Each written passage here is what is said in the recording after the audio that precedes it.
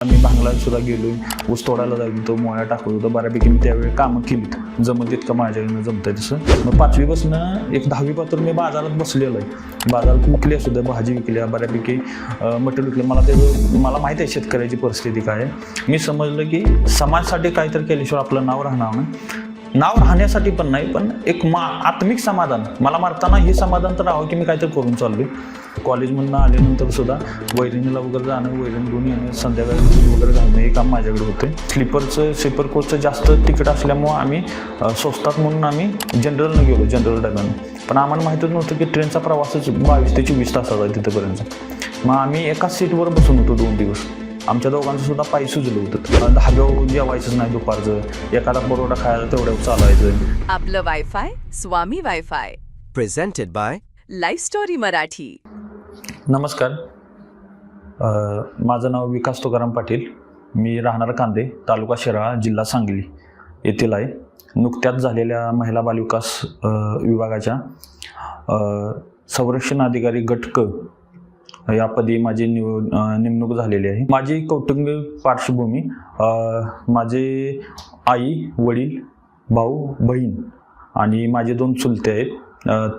त्यातलं एक चुलते सध्या आहेत, एक चुलते वारलेत. माझ्या वडिलांचं निधन 2010 साली झालेलं आहे. माझ्या घरची सगळी जबाबदारी माझा भाऊ बघतो.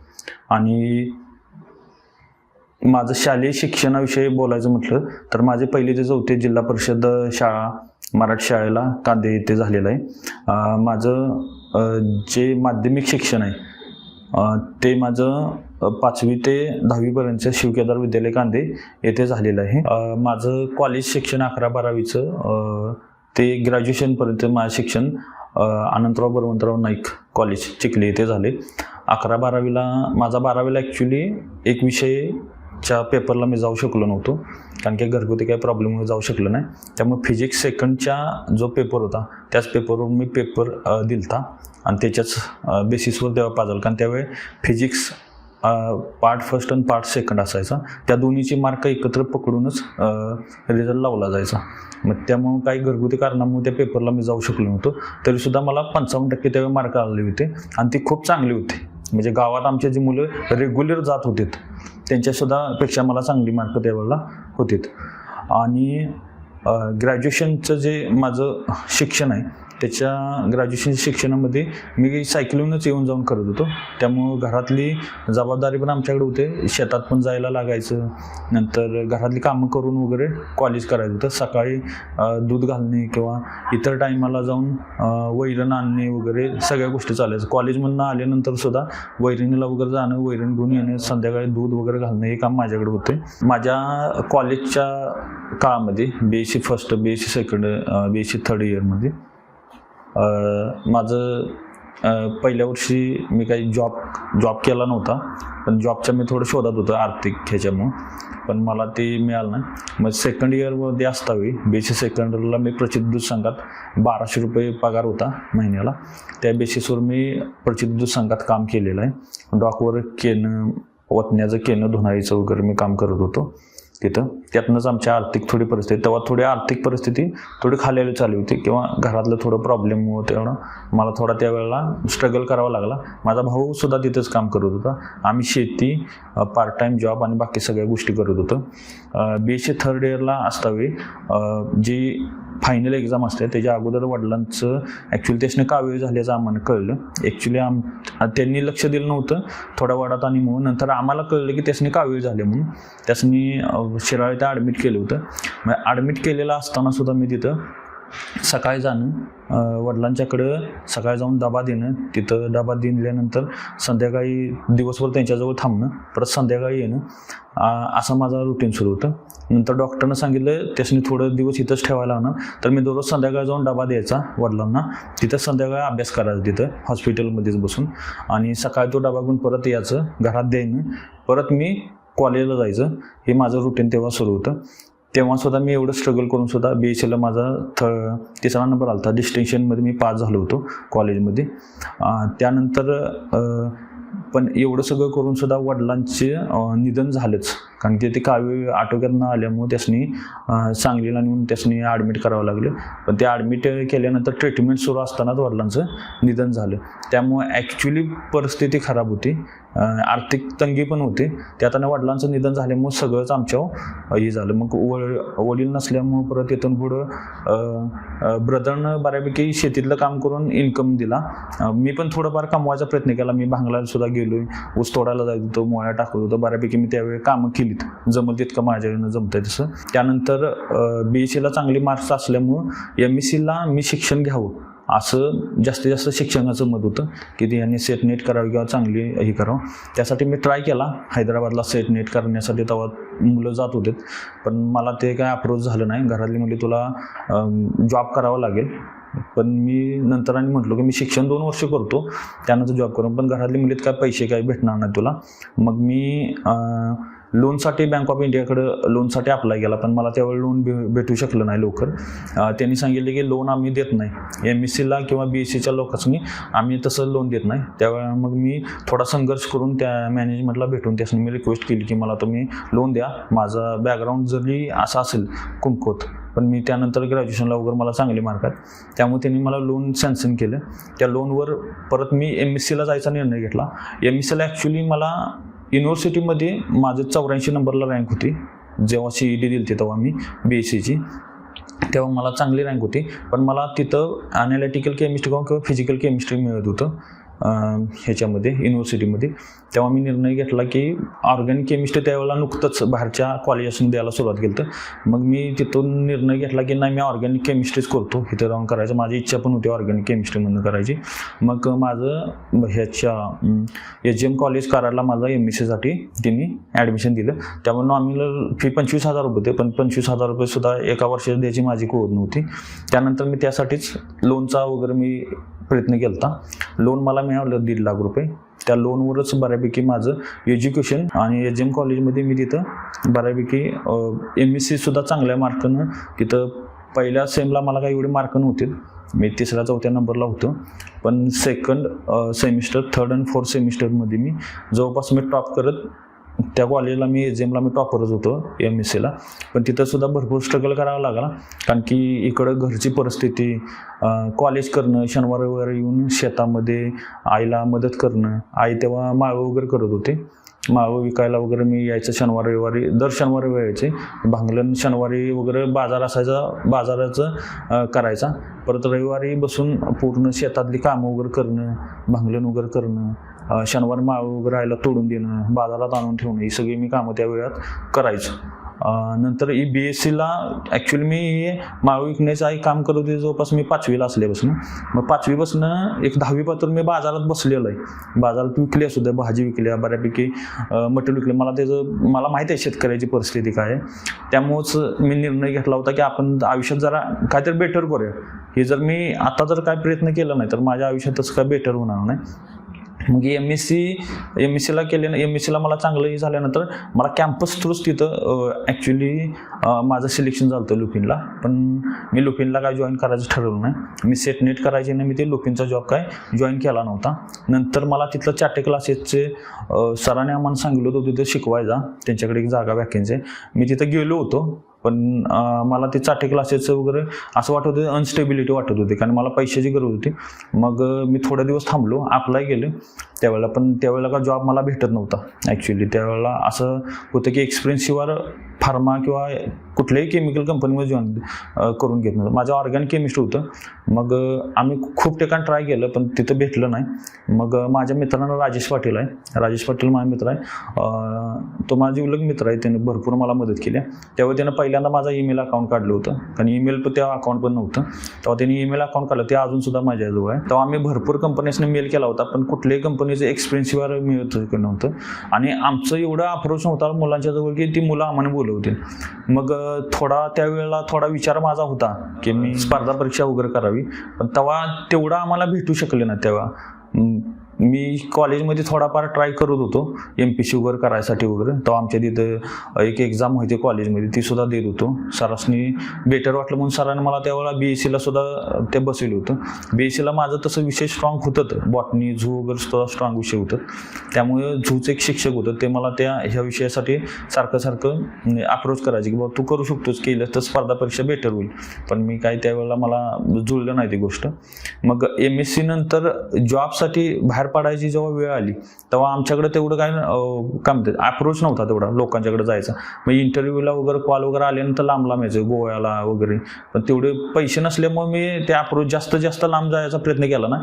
मग राजेश पाटीलनं मला एका दिवशी संध्याकाळी आला, तो म्हटला तू जर असाच बसणार तर तुझं जे लोन काढलंय तू बँक ऑफ इंडिया त्याचा तर हप्ता सुरू होणार महिन्यानंतर, तुला हप्ता जर भरायला लागणार आणि तू बघ काय करायचं. मग त्या दिवशी मी निवास भाऊ म्हणून आहेत आमच्या कांद्याचं, त्यांच्या रेफरन्स थ्रू मला तिने सांगितलं उत्तराखंडला जॉब आहे, मी उत्तराखंडमध्ये आहे, तू उत्तराखंडला येशील का. पण मी ट्रेनचा माझा प्रवास एवढा कधीच जास्त केला नव्हता. मी एकदा ट्रेनमधलं त्याच्या अगोदर बसलो होतो. तिने आम्हाला सांगितलं उत्तराखंडला आहे. मग मी माझ्या चुलत भावाला सांगितलं, अमर पाटील आहे त्याला, की आपण असा मला जॉब लोकेशन तिने सांगितलं, आपण जाऊन येऊया का, इंटरव्ह्यू वगैरे द्यायचा आहे. मग आम्ही सगळं सामान वगैरे घेऊन गेलो. पण आम्हाला हेच माहीत नव्हतं की काय म्हणतात स्लीपर कोचचं जास्त तिकीट असल्यामुळं आम्ही स्वस्तात म्हणून आम्ही जनरलनं गेलो, जनरल डब्यानं. पण आम्हाला माहीतच नव्हतं की ट्रेनचा प्रवासच 22 ते 24 तासाचा आहे तिथपर्यंत. मग आम्ही एकाच सीटवर बसून होतो 2 दिवस. एकदा दोनदा बाथरूमला वगैरे गेलो असेल तेवढं, आता आम्ही बसूनच होतो त्या सीटवर. आमच्या दोघांचं सुद्धा पाय सुजलं होतं. आम्ही शूज घालून बसलो होतो ना तेव्हा पाय सुजलं होतं आमचं. तिथं गेल्यानंतर आम्ही जेव्हा त्यांच्या निवासभाऊच्या घरी वगैरे गेलो तेव्हा तिने आम्हाला सांगितले, अरे तुम्ही असं कसं काय आला. मग आम्ही त्याचनी सांगितलं होतं दिल्लीला आम्ही पोचलो होतो. दिल्लीतनं परत आम्हाला इकडं यायला बस नव्हतं म्हणून रात्रीच आम्ही ट्रेनमधून उतरून डायरेक्ट बसमध्ये बसलो होतो. आणि तिथं आम्ही सेलाकोई नावाचं ठिकाण आहे उत्तराखंडमध्ये, तिथं उतरलो होतो. मग तिथं गेल्यानंतर मी आमच्या बऱ्यापैकी पायाला वगैरे तेल वगैरे लावायला दिलं, पाय वगैरे धुतलं वगैरे आमचं व्यवस्थित, म्हणजे पाणी वगैरे देऊन तिने जमल तेवढी त्याने प्रयत्न केला की यांचं पाय रिलॅक्स व्हावं म्हणून. त्यानंतर तिने आम्हाला उत्तराखंडमध्ये जे का पावटा साहेब म्हणजे ठिकाण आहे तिथं मला इंटरव्ह्यूला पाठवलं होतं. मग दोघांनी जायला पैसे नव्हते तर म्हणल्यावर मी अमरला नेलंच नाही. अमरला म्हणलं इथं थांब, मी जाऊन येतो. मी पावटा साहेबला जाऊन इंटरव्ह्यू वगैरे देऊन आलो. तिने सांगितलं 2 दिवसात आम्हाला कळवतं. नंतर निवास भाऊनी सांगितलं की इथं अजून सुद्धा त्यासनी एक्सपिरियन्स पाहिजे माणूस, कारण की इथं अजून कंपनीजने एक्सपिरियन्सवालीच लोक मागतात बऱ्यापैकी, आणि तुला थोडं कुठं तर काम करावं लागेल. मग त्यांनी सांगितले तुला हिमाचल प्रदेशला एका ठिकाणी आहे जॉब, तिथं तुला घेतील, पण तुला सॅम्पलिंगसाठी वगैरे काम करावं लागेल. तर मग त्यानंतर मी संदीप सरांच्या बरोबर त्यांच्या रूमवर वगैरे गेलो. त्यांनी मला अप्रोच करून दिला. कंपनीचं नाव वगैरे आता मी इथं घेत नाही, कारण की काय कंपन्या मल्टीनॅशनल हे आहेत, त्यामुळे त्यांचं नाव घेणं इथं चुकीचं आहे. पण मला त्यांनी एका साध्या कंपनीजवळ पाठवलं होतं. मग तिथं जाऊन मी सॅम्पलिंगचं काम करू लागलो. मी जवळपास 1.5-2 वर्ष 6,400 काम केले. मला 6,400 स्टार्टिंग पेमेंट येत होतं माझ्या हातात. तेवढ्यातच मला रूम खर्च येण्या जाण्याचं वगैरे करत होतं. तिथं सुद्धा मी भरपूर स्ट्रगल केला आहे. त्या 1.5-2 वर्षात ज्या कंपनीत मी कामाला होतो, गुजराती कंपनी होती, बऱ्यापैकी पैसे वाचवण्यासाठी सुद्धा मी 8-8 किलोमीटर चाललोय की बाबा पैसे राहावं तर आपण त्याचा नाश्ता वगैरे करावा. मग मी संध्याकाळी वगैरे संदीप सरांनी सांगायचं की नाही मी असं चाललोय, एसटीजनं वगैरे आलोय. पण मी बऱ्यापैकी चालत यायचं आणि तिथे नाश्ता करायचं. बदीच्या स्टँडवर भरपूर वेळा नाश्ता केला आहे. आणि संध्याकाळी पण जेवणाला वगैरे नको म्हणायचं संदीप सरांनी. आम्ही जेवण वगैरे केलं, खाऊन आले, पण मला ते पोट भरलेलं नसायचं. मी तसंच झोपलोय. मी भरपूर दिवस खायचो, धाब्यावर जेवायचंच नाही दुपारचं, एखादा परोठा खायचा तेवढ्यावर चालायचं. असं मी भरपूर तिथं स्ट्रगल केला त्या 2 वर्षात. मग तिथं ॲक्च्युली सॅम्पलिंगला मुलं जास्त भेटत नाहीत. सॅम्पलिंगला जास्त वेळ काम करायची कोणची इच्छा राहत नाही, कारण सॅम्पलिंगमध्ये काय तुमचं टेस्टिंगचा नाही, तो एक्सपिरियन्स पकडला जातो पण एवढा पकडला जात नाही. त्यामुळे सॅम्पल करायचं बनवायचं असतं. पण ते माझं काम होतं ना, मी एवढ्या खुबीने केलं की 1.5-2 वर्षानंतर तिने सांगितलं की ह्या मुलाला तुम्ही टेस्टिंगला घ्यावर, ह्याचं ऑब्झर्वेशन चांगलं आहे, केमिकल नॉलेज ह्याचं चांगलं आहे. तर पत्र मी तिथं व्यवस्थित होतो. मग मला त्यांनी केमिस्ट्री म्हणून वर कंपनीत जॉबला घेतलं होतं. मी तिथं चांगलं काम करत होतो. मला ॲक्च्युली तिथं लगेच तिने त्यांचे दुसरे एक सब युनिट होतं, तिथला सुद्धा चार्ज मला थोडाफार दिला की तू तिथलं टेस्टिंगचं थोडंफार बघशील का. मग मी तिथं ॲक्च्युली फार्मास्युटिकल कंपनीमध्ये मी ॲक्च्युली रॉ मटेरियलला काम केले. नंतर तुमच्या फिनिश प्रोडक्टला सुद्धा काम केले आणि बऱ्यापैकी HPLC वगैरे पण मी काम केले तिथं. मला तिथलं बऱ्यापैकी व्हॅलिडेशन करता येते सगळं ह्याचं, नंतर इन्स्ट्रुमेंटचं बऱ्यापैकी मला म्हणजे एवढं नॉलेज आहे की मी एक मॅनेजर म्हणून काम करू शकतो, एवढं माझ्याकडे नॉलेज होतं तिथलं. केमिकल टेस्टिंग वगैरे केमिकल अप्रोच वगैरे सगळं मी केलं. काय SOP सुद्धा मी त्या कंपनीच्या बनवल्या होत्या स्वतःहून. आता ह्या मधल्या काळात जो चाललाय का, हे 4 वर्षाचा काळ, ह्या काळात बऱ्याचशाच गोष्टी अशा चालल्यात बॅकग्राऊंडला माझ्या की मला काय तर समाजासाठी पण करायचं आहे. पैसा झाला, स्ट्रगल झाला, पण कुठं तर वडिलांच्या निधनानंतर असं वाटायला लागलं होतं की आपली पोझिशन काय समाजामध्ये. दररोज मी विचारायचं पैसा झाला, ह्याच्यामध्ये आपण फॅमिलीला पैसा देतो, इकडं सगळ्या गोष्टी व्यवस्थित होत्या, माझं आयुष्य व्यवस्थित चाललंय. मला समाजासाठी म्हणून काय, म्हणजे माझं वडील एक्सपायर झाल्यानंतर जी समाजासाठी काय तर देणं असतं किंवा त्यांचं नाव एवढ्या लवकर पुसलं गेलं की मला वाटतं त्या 4-5 वर्षाच्या काळात त्यांचं श्राद्ध किंवा बाकी सगळ्याच गोष्टी बंद झाल्या आणि ती नाव मागं पडायला लागलं. मला समजायला लागलं की जास्तीत जास्त कुटुंबामध्ये एखाद्या प्रमुखानं इतकं कमवलेलं असताना किंवा एक त्या गोष्टी केलेल्या असताना त्याचं नाव जर मागं पडत असेल तर आपण एवढ्या आपल्या आयुष्यात एवढं कमवून आपण काय एवढ्या पुढे जाऊ शकत नाही. मी त्यावेळेला निर्णय घेतला होता. मी थोडा अभ्यास माझा मध्ये आधी सुरू होता. मी व्हिडिओ वगैरे बघायचं, स्पर्धा परीक्षेची त्यावेळेला व्हिडिओ वगैरे मी बघत होतो. ॲक्च्युली BScला पण थोडं माझं बॅकग्राऊंड होतं, मी थोडा अभ्यास केला होता. त्या काळात मी स्पर्धा परीक्षेचे व्हिडिओ वगैरे करत होतो, थोडी पुस्तकं वाचत होतो. पुस्तक म्हणजे सिम्पली पुस्तक, बाबा MPSC काय असत्या, परीक्षा कुठली असत्या, पण मी फॉर्म कधी भरला नव्हता. मग 2015 पर्यंत हा माझा काळ 12पासून MSc 12 झाल्यापासून 15 ते 16 पर्यंत मी जस्ट फक्त हेच काम करत होतो कंपनीतलं आणि राहिलेल्या वेळात थोडंफार अभ्यास वगैरे करणं. मी तिथं काम भरपूर केलं. मी ॲक्च्युली तिथं कंपनीत पण इतका स्ट्रगल करून काम केली की मी 12, 14, 16, 18 तासाच्या पेक्षा पण जास्त काम केले तिथं कंपनीत. 2-2, 3-3 दिवस कंपनीत थांबायचं, सॅम्पलिंग पण करायचं, टेस्टिंग पण करायचं, काय वेळा HPLC पण काम करायचं. रविवारी पण मी सतत कधी रेस्ट घेतली होती, कारण रविवार मी सब युनिट जिथं होतो तिथं रविवार दिवसाचं सकाळी 8ला जाऊन संध्याकाळी 8 वाजेपर्यंत मी तिथं पण काम करत होतो सब युनिटला पण. त्यामुळे तिथलं मला सेपरेट पैसे द्यायचे ते 5,000 रुपये. मला एका रविवारसाठी वगैरे 1,500 रुपये मला ते देत होते. त्यामुळे मी तिथलं पण रेकॉर्ड वगैरे हँडल करणं, केमिकल बनवणं तिथं पण काम केलं. त्यानंतर ह्या 15 नंतर मला वाटायला लागलं की मी घराकडे पैसे दिल्यात, तो घराकडचं बऱ्यापैकी पैसे, लोनचं पैसे माझं क्लिअर झालं. बहिणीच्या लग्नाला वगैरे आम्ही जे पैसे घेतले होतं किंवा दुसऱ्यांच्याकडून ती पैसे माझं बऱ्यापैकी मी तो मिनिमाइज झालं होतं बऱ्यापैकी, आणि बऱ्यापैकी माझ्याकडे बॅलन्स यायला सुरुवात झाली होती. भावाकडे पण थोडाफार पैसा दिलेला थोडंफार होतं आणि त्यावेळेला मी भावाला विचारलं की मी आता ह्यातनं बाहेर पडू शकतो का. पण त्यासनी मूळचं माझं पेमेंट कधीच माहीत नव्हतं की माझं पेमेंट आहे किती किंवा किती पैसे राहतात. पण मी एवढं केलं की जेव्हा मला समजलं की ह्यांचं सॅटिस्फॅक्शन होईल पैशाकडं, त्यानंतर मी माझं काहीतरी निर्णय घेईन.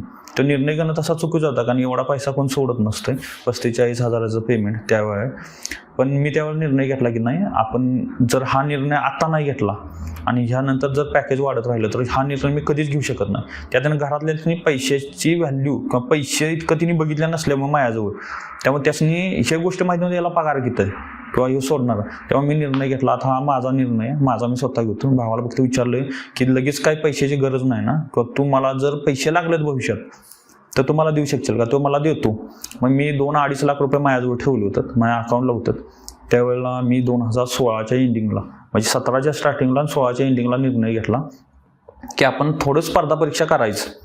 आपण ॲक्च्युली तिथं आपलं नशीब आजमावायचं. मी म्हणलो आयुष्यात तिन्ही गोष्टीला मला एकत्र करायचं होतं. एक पहिला आहे ती माझा जॉबचे सॅटिस्फॅक्शन मला हवी होती. दुसरी जी जॉब आहे त्याची स्टेबिलिटी. तिसरी म्हणजे समाजासाठी काम. आणि चौथी म्हणजे माझ्या समाजासाठी काम. मला फक्त फॅमिलीसाठी लढायचं नव्हतं, थोडं समाजासाठी पण काय ते करायचं होतं की मुलांचं क्लास घेणे किंवा काय. मी जसं फार्मा कंपनीत होतो तेव्हासुद्धा मुलांच्या क्लास घेण्याचा प्रयत्न केला होता. मी एक 4 ते 5 महिने पण हिमाचल प्रदेशमध्ये जवळची मुलं आहेत ना रूमच्या जवळचे, त्यांना घेऊन सुद्धा मी शिकवलं आहे. म्हणजे पैसे देऊन नाही, पण जस्ट संध्याकाळ आलं की त्यासनी घेऊन बसणं, ती सेमी इंग्लिशचं वगैरे त्यांचं होतं, थोडंफार मी बघत राहायचं. तेव्हा मला समजलं होतं मी यासनी मुलासनी शिकवू शकतोय, कारण मुलांचा एवढा डिटेलमध्ये त्यासनी शिकवायचं नसतं, त्यासनी स्पेसिफिक त्यासनी काय येतं नाही त्याच्यावर करायचं असतं. तेव्हा म्हणलं सामाजिक बांधिलकी म्हणून हे तिन्ही गोष्टी एकत्र कुठे होतील ते स्पर्धा परीक्षा देण्यात आलं. आणि स्पर्धा परीक्षेत म्हणलो माझं वय आहे, जो तो 27-28 माझं वय झालं. मी म्हणलो आता निर्णय घेतला तर ह्या गोष्टीचं काहीतरी चांगला मला बेनिफिट मिळेल. ह्यानंतर मी जसं 30ला वळायला सुरुवात होईल किंवा 30च्या आसपास झालं तसं लग्नाचा विषय होतील आणि मी काय करू शकणार नाही. म्हणून मी 17च्या स्टार्टिंगपर्यंत मी इथं याचा निर्णय घेतला. ह्या सगळ्या गोष्टीचं भान ठेवून मी दररोज संध्याकाळी झोपताना ती जॉबवर असतावर नेहमी विचार करायचा, मला हा जॉब सॅटिस्फॅक्शन देतोय का, मी समाजासाठी काय कॉन्ट्रीब्युशन करतोय का, आणि माझ्या वडिलांच्यात माझ्यात दोघांच्यात फरक काय नेमका. तिने घरासाठी कमवलं, त्यांचं निधन झालं, त्यानंतर प्रॉपर्टी सगळं झालं आणि काही दिवसांनी नाव पुसलं गेलं. मी समजलं की समाजासाठी काहीतरी केल्याशिवाय आपलं नाव राहणार नाही. नाव राहण्यासाठी पण नाही, पण एक आत्मिक समाधान, मला मारताना हे समाधान तर राहावं की मी काहीतरी करून चाललोय. लोकांनी मला थोड्या दिवसासाठी चांगल्या गोष्टीसाठी कमीत कमी आठवणी ठेवावं, मला जॉब सिक्युरिटी असावी, माझ्या जॉबसाठी समाजानं मला थोडा मान सन्मान दिला पाहिजे, थोडं का असं मला विचारलं पाहिजे हा, आणि आपण लोकांच्या कामासाठी आलो पाहिजे. मी हिमाचलमध्ये राहून मुलासनी पण नोकरी देऊ शकत होतो, ती पण मुलं तिथं जॉबला येत नव्हती. एवढ्या लांबची मुलं तिथं जायला कोण तयारच होत नव्हतं. एवढ्या लांब कशाला जाणार, इंटरव्ह्यू नेहमी व्हायचं तिथं, पण लोक येत नव्हते. मी या सगळ्याचा विचार करून मग मी 2016च्या एंडिंगला ठरवलं की मी आता MPC सुरू करायची. MPCच करायचा असा निर्णय घेतला, कारण MPC थोडी मातृभाषेमधनं UPC पण नाही, पण मला थोडं असं शिफ्ट व्हायचं होतं की लवकरात लवकर मला जॉब भेटेल ह्या दृष्टिकोनातून मी MPC झालो. मी 2016ला मग 1 महिन्याहून घरीच राहिलो होतो. घरची थोडी परिस्थिती बघितली, मला वाटलं की घरात थोडं ठीकठाक आहे वातावरण, एवढं काय प्रॉब्लेम नाही आणि लगेच आपण जॉब सोडण्यात काय अर्थ नाही. त्यानंतर मी मग इथून घरी येऊन घरामध्ये थांबून 15 दिवस मग नंतर जाऊन मी रिझाईन दिला होता. रिझाईन दिला ते मी तिथं कुणालाही सांगितलं रिझाईन दिला, कारण माझी पोझिशन एवढी चांगली होती, तगडी होती. तिने मला इन्क्रीमेंट वगैरे करून दिलं होतं, माझं जॉब प्रोफाईल एकदम चांगलं होतं. त्यांचं असं मत होतं की मला FND वगैरे टाकावं, असं एवढ्या लेवलचा विचार चालू होतं. त्यामुळे जॉब सोडणं कोणाला सांगणं कोणालाच पटण्यासारखं नव्हतं. त्याच्यापेक्षा चांगल्या पॅकेजचं ऑलरेडी मला मॅक्लॉइड वगैरे कंपनीचं कॉल आलं होतं, त्याचं इंटरव्ह्यू सुरू होतं, पण मी ते सोडलं आणि त्या दिवशी संध्याकाळी बद्दीमधून बसलो, चंदीगडला आलो, ट्रेन पकडली, डायरेक्ट घरी आलो. घरी येऊन घरातल्यासनी सांगितलं मी जॉब सोडलाय. त्याच्या अगोदर भावाचं माझं बोलणं झालं होतं की मी जॉब सोडतोय आणि मी असा निर्णय घेतो. भावाचा पण थोडा मला सपोर्ट होता, तो म्हणत होता करूया, म्हणला आयुष्यात काहीतरी वेगळं, भरपूर झालं या गोष्टी. मग त्यामुळे मी तिथून आल्यानंतर मग मी अभ्यास कुठं करायचा ह्या मूडमध्ये होतो. घरी अभ्यास करणं शक्य होतं, पण घरामध्ये असं प्रॉब्लेम होतं की घरातल्यांचं असं मत होतं की आमच्या मानसिकतेमुळे तुझा अभ्यास होणार नाही, कारण घरातला हा स्ट्रगल नेहमीच आहे. बहिणीचं लग्न झालेलं, आई आणि भाऊ दोघंजण, भाव जाणार बाहेर कामाला MIDCत, मग आईला सगळं करायला लागणार. मग आई म्हणायची की जर तुला मी काम करते बघितलं तर तू तर कामाला येणार, आणि तो सगळाच फ्लो तुटेल, कारण की इथं थोडेफार शेजारचे भांडणं भावकीचे वगैरे सगळ्या गोष्टी येऊन राहतात. त्यापेक्षा हे गोष्ट नको, तू जा आणि बाहेर जाऊन बघ. मी सांगितलं 2.5 लाख रुपये माझ्याकडे, मग त्यांनी सांगितले जा तू इस्लामपूर किंवा आष्टा ह्या ठिकाणी कर किंवा सांगली, कारण त्यावेळेला ही 2-3 ठिकाणं जरा जास्त ह्याच्यामध्ये होते नावारूपाला आलेली. मग त्यामुळे मी निर्णय घेतला आष्ट्याला परत राहायचा काही निर्णय झाला नाही. मित्र एक माझा राजेश पाटील होता, तोच मला घेऊन आलता. तो म्हणला तू इस्लामपूरमध्ये थांब. मग इस्लामपूरमध्ये आम्ही अकॅडमीचं ॲक्च्युली भेटलो अकॅडमीच्या लोकांनी भरपूर. तेव्हा आम्हाला कळलं मुलांच्या बोलण्यातनं किंवा इतर भेटल्यानंतर अकॅडमी हा तुमच्यासाठी फक्त असा एक हे राहणार, पाठ राहणार आहे ज्याच्यात तुम्हाला शिकवलं जाईल.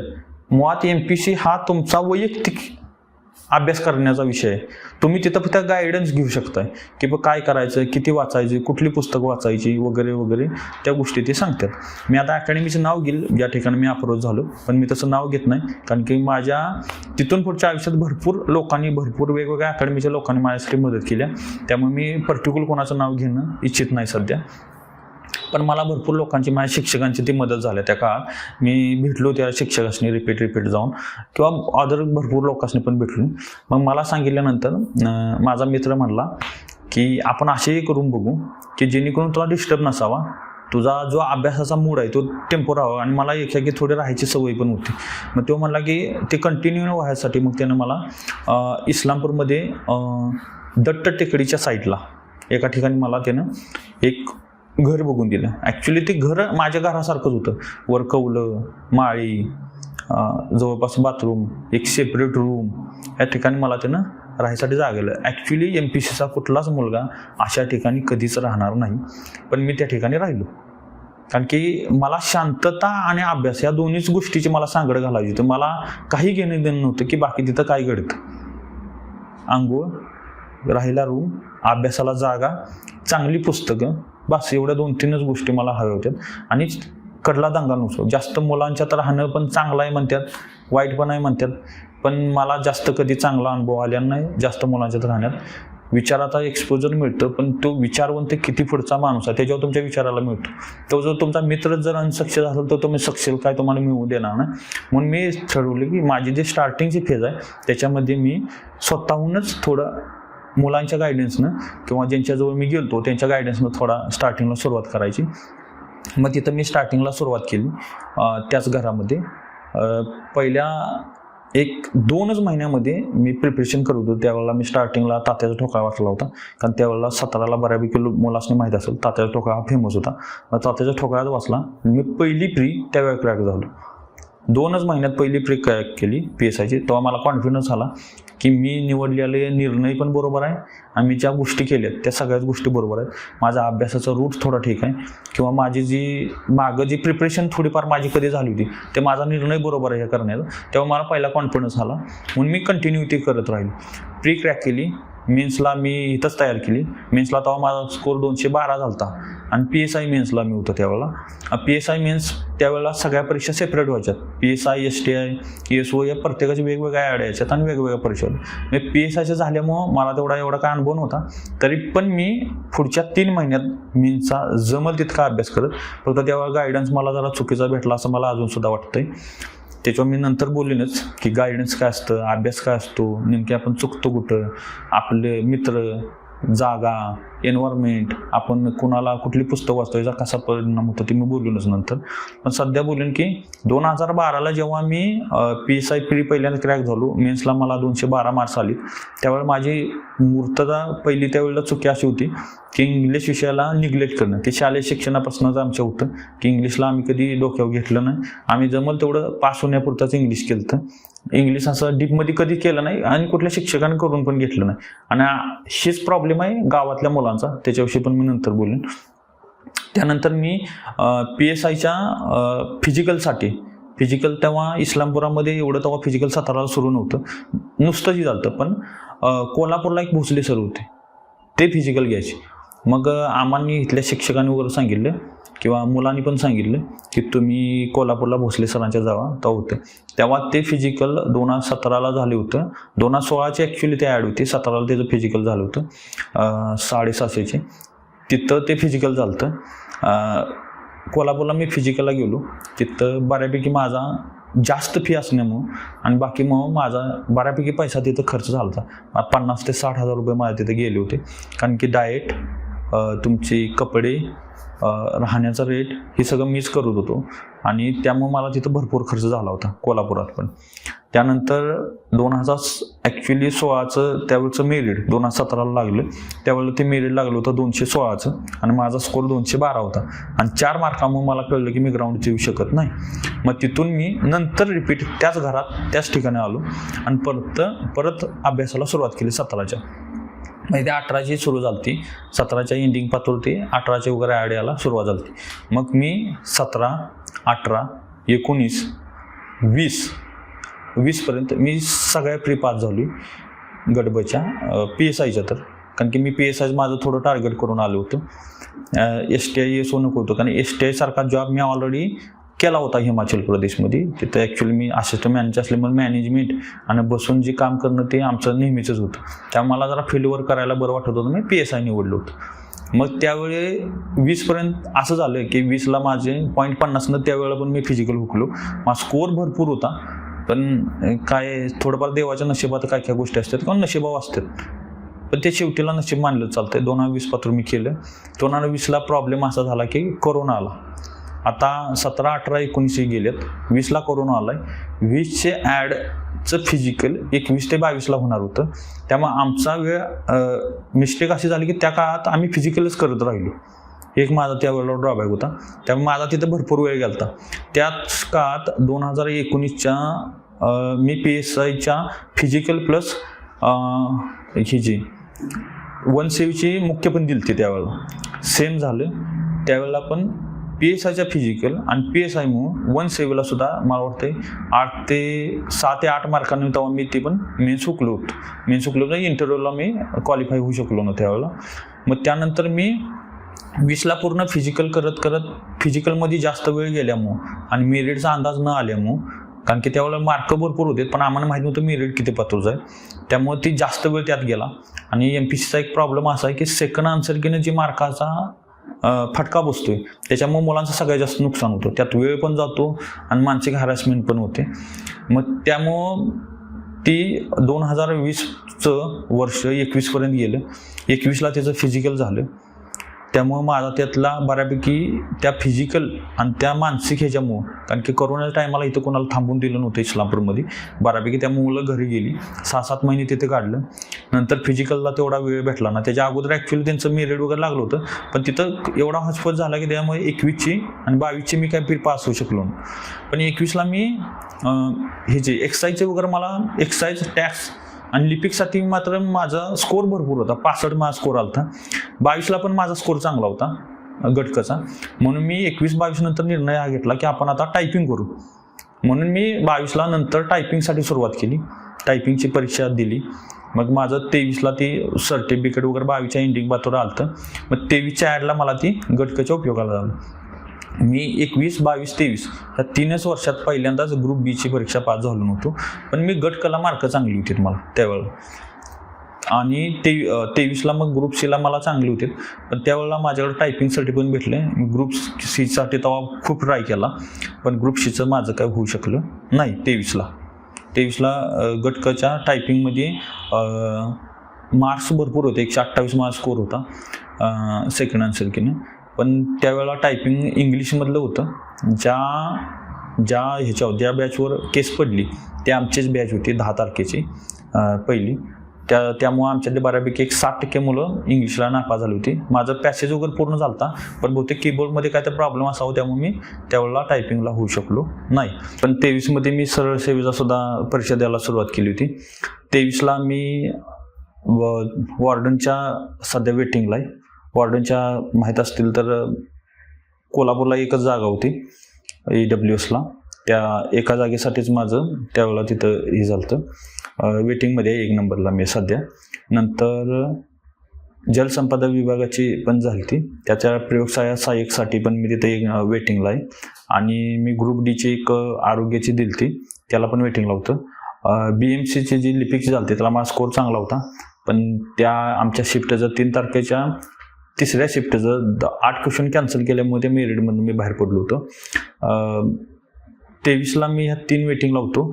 तलाठीला माझा स्कोर चांगला होता. मी पुण्याला फॉर्म भरला होता, माझा 184 स्कोर होता, म्हणजे माझं मार्क्स चांगले होते. पण ह्याचं चांगलं जास्त मेरिट लागलं तलाठीचं पुण्याला, त्यामुळं मी तिथून त्यावेळेला पण होऊ शकलो ना, मला वाटलं होईल पण तसं झालं नाही. मी सरळ सेवेच्या भरपूर त्यावेळेला परीक्षा दिल्यात, जवळपास नाही म्हटलं तर 30 ते 40 एक्झाम त्यावेळेला दिल्यात.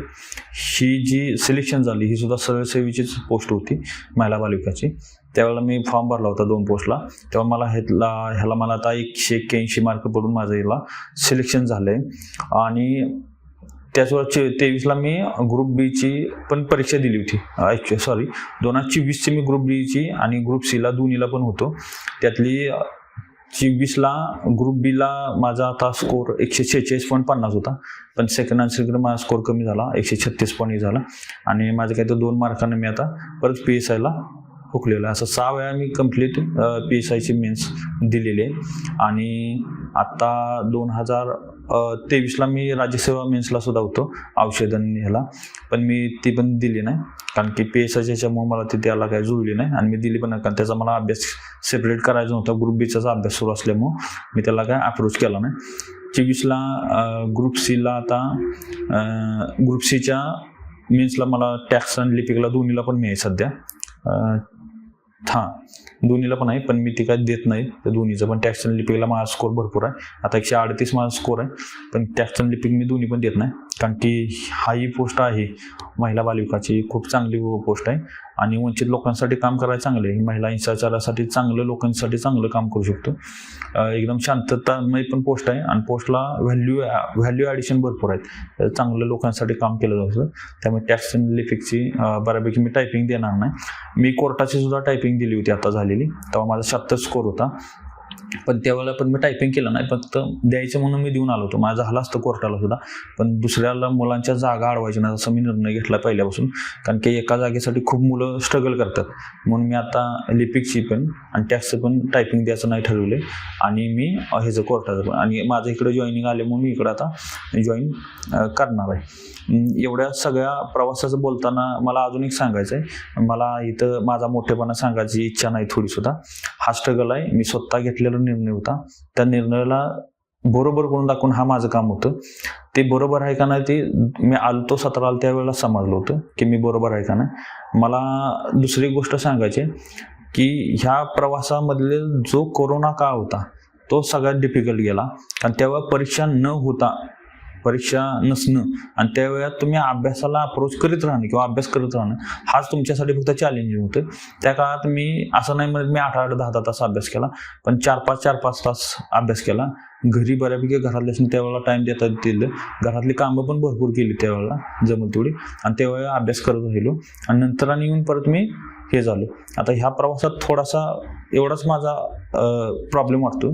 इथं जरा गायडन्सचा जास्त प्रॉब्लेम होता, कारण 20-21 पातूर काय ऑनलाईन कायच अवेलेबल नव्हतं आणि पैशाची तंगी असल्यामुळं, कारण की माझं जे 2.5 लाख होतं ते पहिल्या 20पर्यंत माझं ते पैसे संपत आलं. कारण की बऱ्यापैकी थोडंफार विम्याचं वगैरे हप्ता पण भरायला लागलो, ते पण माझ्याच पैशांना जात होतं. त्यामुळे घरात 20पर्यंत काय पैसा मागला नव्हता, पण 20 नंतर मला पैशाची तंगी सुरू झाली आणि 20 नंतरच ॲक्च्युली ऑनलाईन क्लासेस पण सुरू झाले. मग ह्या मधल्या काळामध्ये पैशासाठी मला थोड्या गोष्टी करायला लागल्या. म्हणजे मी थोडं क्लास घ्यायला सुरुवात केली लहान मुलांचं. म्हणजे मला वाटतं मी 22-23पर्यंत 22पासून पुढं तर मी क्लास घेत होतो थोड्या मुलांचं. परत थोडं प्रॉपर क्लास घ्यायला लहान मुलांचं, आणि ते करत करत अभ्यास करत होतो. त्यामुळं मला असं मुलांना सांगायचं आहे की तुम्ही तुमचं ओन ह्याच्यावर जबाबदारीवर राहा. मला आईवडिलांनी पाठवलं, मला मित्रांनी सांगितलं, मला बाहेर जावं वाटलं. मी ह्या गोष्टीला कुठल्याच गोष्टीला मोठं केलं ना पैसा, ना जागा, ना माझे कपडे, कुठली पुस्तक ही कशी अवेलेबल होत्यात. पुस्तकाची अशी कुठल्याच प्राईज नाही की ती 600-700 रुपये बद्दल जाईल. आत्ता भलेही झाली असेल, पण तेवढ्या आर्थिक पण आहे. मी ती पुस्तक घेतली, ते पुस्तक रिवाईज करायचं होतं मला, एकच पुस्तक रिपीट वाचून करायचं होतं. त्या गोष्टी मी करत राहिलो. बाकी कुठल्या गोष्टीचा जास्त मोठा हे केलं नाही. तुमच्या जवळच्या मित्रांनी एनकरेज करत राहा, त्यासनी सांगत राहा, त्यानं तुम्ही पण एनकरेज होतं ना, एवढं सांगेन मी. स्ट्रगलमध्ये मला मदत करणार माझे शिक्षक, माझे घरचे, माझे मित्रमंडळी, यांच्या सर्वांचा मी आभार आहे. माझी वैचारिक जी मानसिकता बनवून ठेवली की मी ह्या गोष्टी करावं, त्यासाठी माझा मित्र राजेश पाटील, याचा मी धन्यवाद देतो. तो माझ्यासाठी सर्वस्व करून उभा राहिलाय. आर्थिक गोष्टीसाठी पण उभा राहिलाय, मानसिकला पण उभा राहिलाय, आणि माझं थोडं काय चाललंय बघण्याकडे त्याचा कल भरपूर होता. तो मध्ये आधी माझा हालचाल विचारला, बा तुझं काय झालं, असा एक मित्र असावा. दुसरी गोष्ट माझा चुलत भाव आहे, ज्यानं मला परीक्षेला नेणं आणणं ह्या गोष्टीसाठी भरपूर मदत केली. तो पाहिजे त्यावेळेला तो पण अवेलेबल होत होता.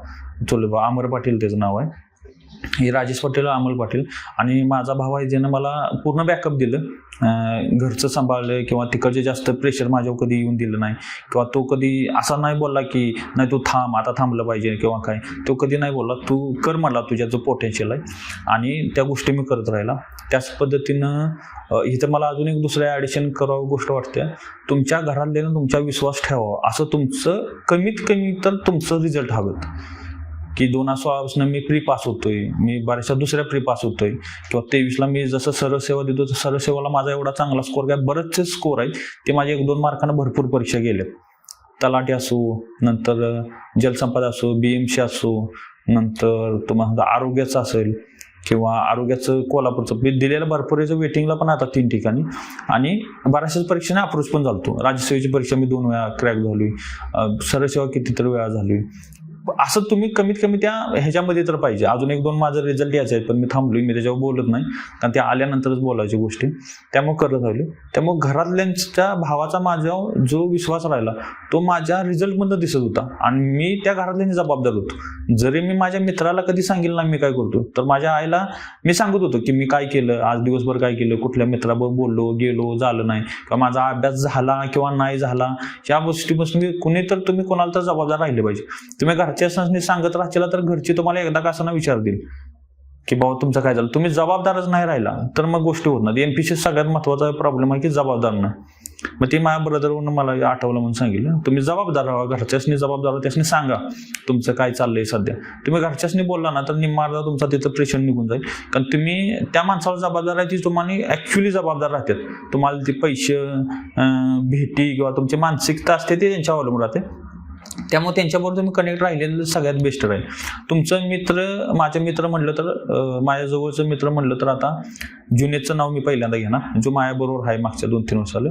नंतर धैर्यशील पाटोळे, नंतर वैभव यादव, किरण, विजय बामणे सर, नंतर धीरज, प्रशांत, विकास, माझा आता मागच्या 1.5 वर्ष झालं रूममेट आहे तो योगेश साठे.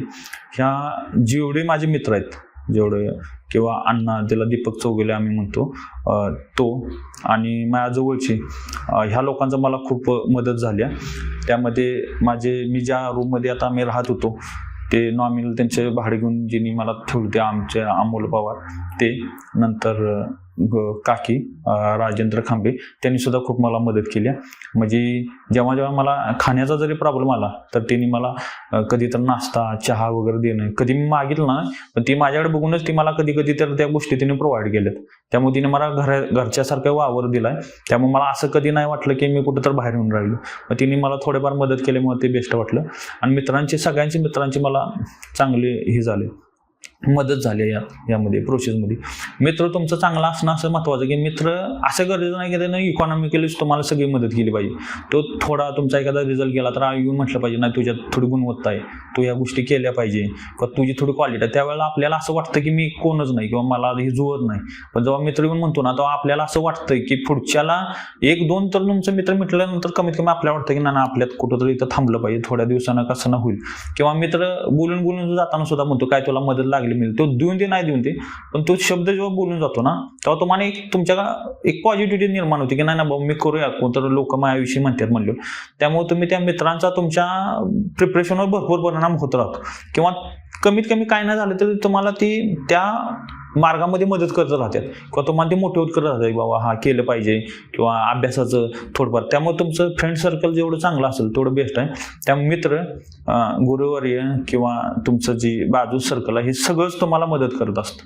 त्यामुळे तुम्ही ह्या सगळ्यांचं ऋणी असलं पाहिजे. आणि ती ऍक्च्युली ती गरज पण आहे, कारण तुम्ही जर त्यांच्याविषयी जर त्या पॉझिटिव्ह विचार केला नाही किंवा त्यांच्याबरोबर तेवढं ही लागून जर राहिला नाही, काय म्हणतात त्याला, कृतज्ञता जर राखली नाही तर तुम्ही तुमच्या आयुष्यात ती गोष्ट अचीव करू शकत नाही असं मला वाटतं. कारण सगळ्यांचा आशीर्वाद असतात त्यामुळेच गोष्ट मिळते.